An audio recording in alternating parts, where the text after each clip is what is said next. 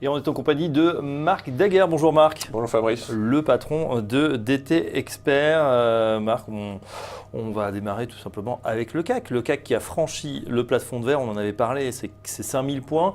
5000 points, on le rappelle, donc important parce que c'est le chiffre rond, le chiffre que tout le monde attendait. Par contre, graphiquement, pour vous, ça avait eu une influence, enfin pas forcément une grande influence. Alors oui et non, en tant que chiffre rond, ça n'avait pas une influence énorme parce qu'on a l'habitude maintenant qu'on est sur les marchés de pas toujours accorder trop d'importance aux chiffres ronds. Même là, c'est pas seulement une centaine, c'est carrément un millier, mais bon, on l'a vu, les chiffres ronds n'ont pas toujours regardez le dos avec les 20 000. Bon, maintenant, c'était quand même un swing move, c'est-à-dire un report d'une vague de hausse qui était intéressante. Là, effectivement, on les a réellement franchi, on a même clôturé une vingtaine de points au-dessus à deux reprises. La question est de savoir maintenant quels sont les prochains objectifs et qu'est-ce qui peut déterminer surtout la tendance à moyen, long terme aujourd'hui. Alors justement, quels sont justement ces prochains objectifs? Beaucoup disent, voilà, maintenant, pas tellement d'obstacles avant les 5200 points. Oui, vous êtes d'accord? Oui, je suis d'accord.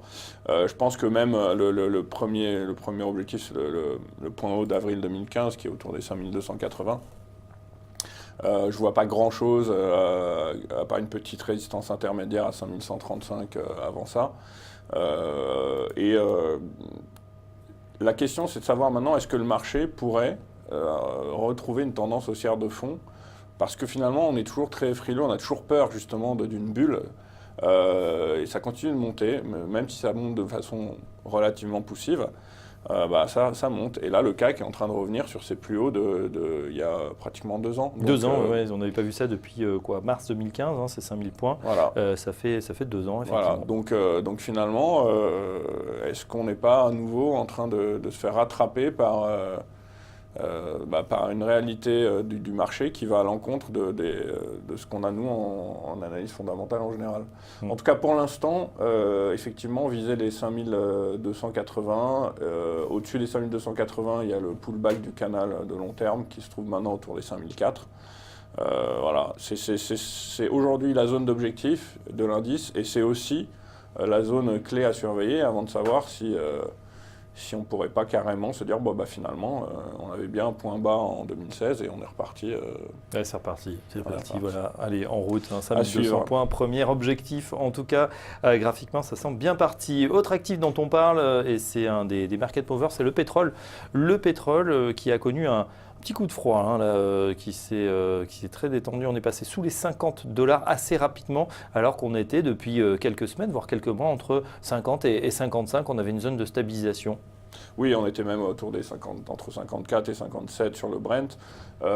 Oui, alors là, ce qui est intéressant graphiquement, c'est que cette accélération baissière, assez violente, elle est pour nous techniquement censée viser un retour sur la borne inférieure du drapeau dans un premier temps. Donc les 43 là qu'on voit. Ce qui voudrait dire... non, pas tout à fait. La borne inférieure, là, elle se trouve là autour des 46 à peu près. Je ne l'ai pas indiqué sur le graphique, mais je le sais, elle est autour des 46. Donc ça voudrait dire encore $5 à perdre, ce qui n'est pas négligeable sur une petite dizaine de pourcents. C'est en tout cas le scénario qu'on privilégie, même si fondamentalement, ce n'est pas forcément celui qui semblait être le plus adapté.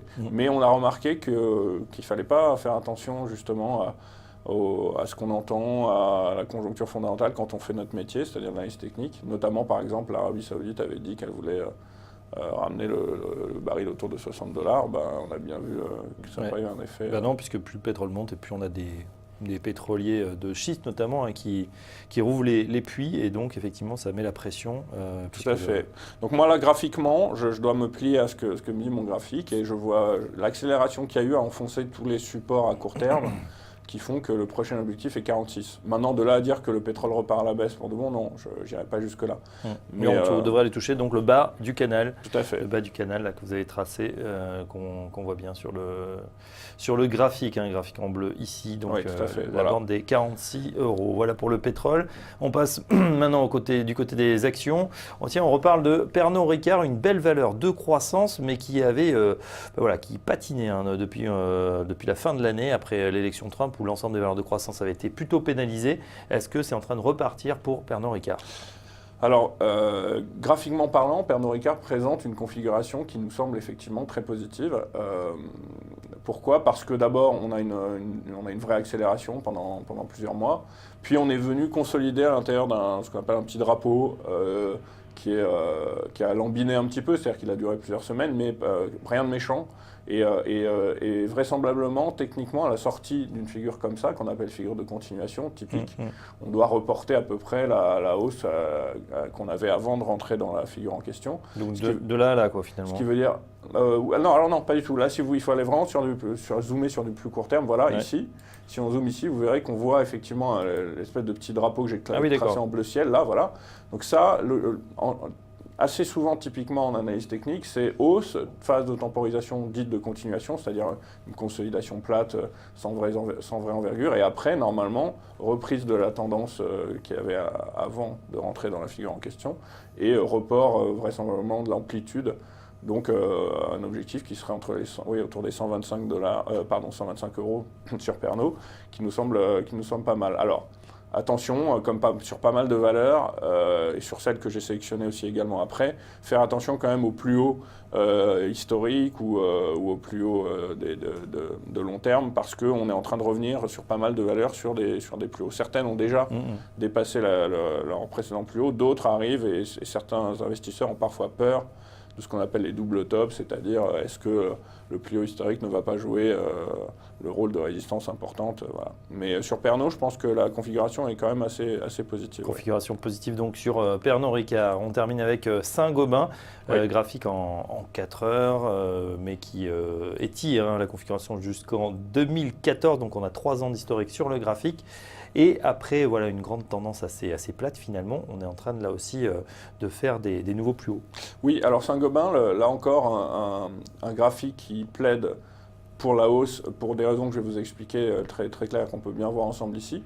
Là, on ne le voit pas sur ce graphique de 4 heures, mais quand même, pour ceux qui font attention à ça, Saint-Gobain n'est pas très loin de son plus haut historique non plus, à surveiller. Bon, ça peut être une résistance intermédiaire. Sinon, qu'est-ce qu'on voit? On voit une vraie impulsion haussière depuis quelques années. On voit également qu'après une phase de consolidation en 3 temps traditionnels, on est venu rebondir sur un overlap. C'est quoi un overlap? C'est ce trait bleu que je vous ai marqué, qui représentait une ancienne résistance importante de long terme. Et on est venu se servir de cette résistance comme support, là, dans le petit cercle vert qu'on voit très bien. Ça, c'est un signal technique positif très fort. On l'a vu, par exemple, plus bas, sur l'autre trait bleu que j'ai tracé pour qu'on voit, parce que finalement, c'est ça l'analyse technique, c'est regarder le passé pour anticiper le futur. On voit bien que dans le passé, Saint-Gobain répond très souvent aux overlaps, donc on voit bien que la zone de résistance qu'on avait là, qui avait bloqué le titre à de nombreuses reprises, a fini par servir de soutien à partir du moment où elle a été dépassée. Là, on a la même configuration ici, voilà, et donc vraisemblablement une impulsion qui devrait effectivement mener le titre au-dessus des 50 € à moyen court terme. Ah ben voilà pour Saint-Gobain. Merci Marc Daguerre pour l'ensemble de ces analyses, le CAC, le pétrole et puis des actifs aussi que vous détenez peut-être en portefeuille. Bonne nouvelle pour Pernod Ricard et Saint-Gobain. Merci Marc, je rappelle que vous êtes le patron de DT Expert. Merci Fabrice. Avec nous très fréquemment sur TV Finance. Dans un instant, la suite, le point bourse. À tout de suite.